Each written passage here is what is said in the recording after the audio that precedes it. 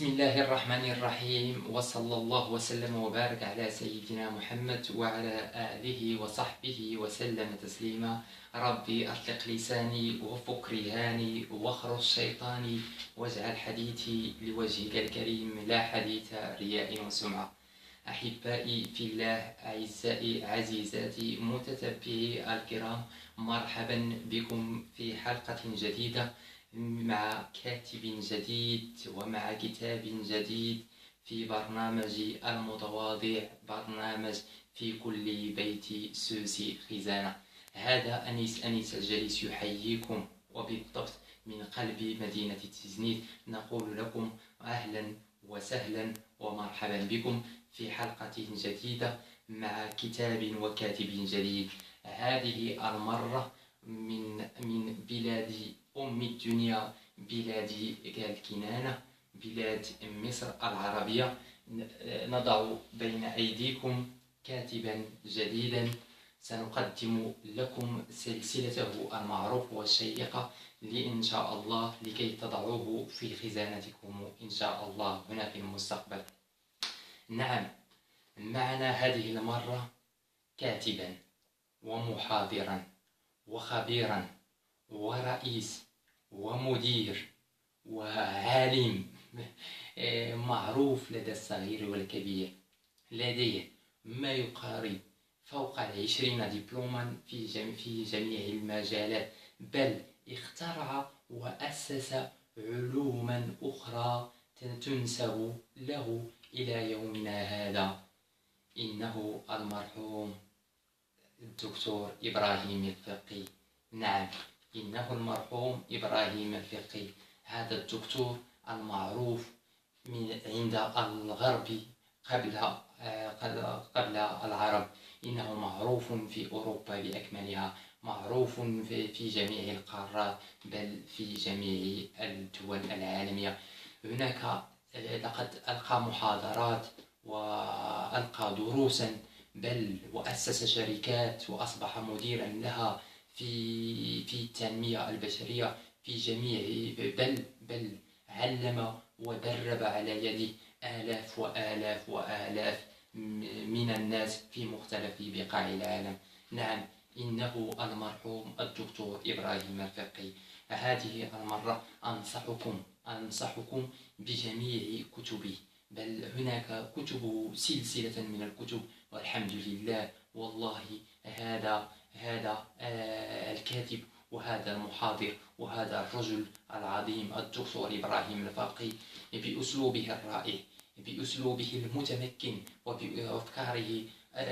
بأفكاره المعاصرة مع ارتباطها بالدين الإسلامي وبتعاليم الدين الإسلامي. والله إنه التوب 1، الرقم 1 في جميع الدول العربية.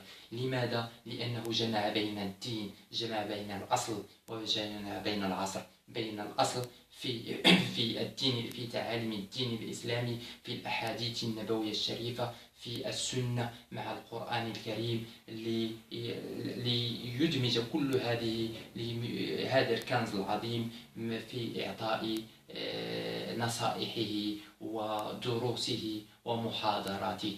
نعم، هذا الدكتور أوصيكم به، وأقول لكم جميع سلسلة كتبه.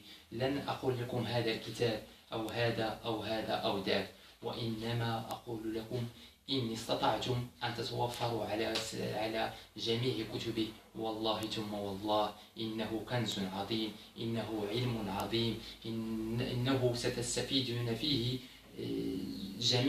ستستفيدون منه معلومات ونصائح وإرشادات جمة غفيرة كثيرة وجميلة، وستستفيدون منها لا الصغير ولا الكبير إن شاء الله تعالى.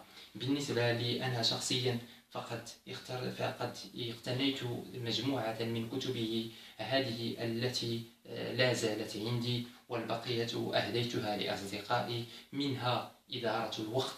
هذا الكتيب جميل وجميل جدا، أوصيكم باقتنائه. كما أوصيكم بهذا الكتيب التفكير السلبي والتفكير الإيجابي، جميل جدا وهذا سيدلك وسيقدم لك نصائح في السلوك وفي الأخلاق الحميدة التي يرشدنا بها هذا الدكتور الحكيم. إضافة إلى هذا الكتاب الطريق إلى الامتياز، هذا الكتاب أوصيكم به، إنه جميل جدا وستستفيدون فيه الكثير. كما أوصيكم بهذا الكتاب احترف فن الفراسة، احترف فن الفراسة. هذا الكتاب إن شاء الله سنخصص له حلقة من بين الحلقات في هذا البرنامج إن شاء الله المبارك عما قريب، وسنتناول فيه موضوع الفراسة بصفة عامة. وهذا الموضوع الذي يعتبر من أهم الأشياء التي يمكن أن نحتفظ بها.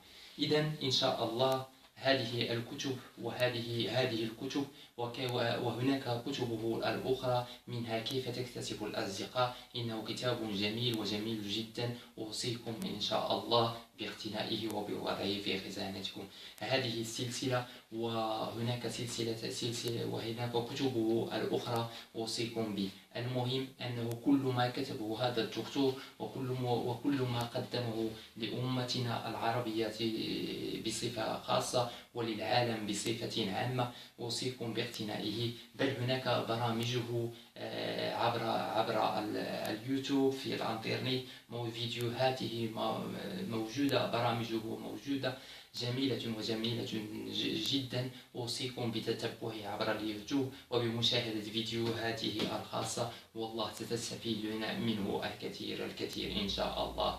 إذن هذا إبراهيم الفقي، الدكتور إبراهيم الفقي، إنه معروف، لا يفوتكم إن شاء الله لكي تضعوا كتبه في خزانتكم لكي تستفيدوا فيها إن شاء الله. إذن أحبائي أعزائي في الله، هذا أنيس جليس يحييكم وأتمنى لكم الاستفادة إن شاء الله وقراءة ممتعة مع هذا الدكتور. والسلام عليكم ورحمة الله.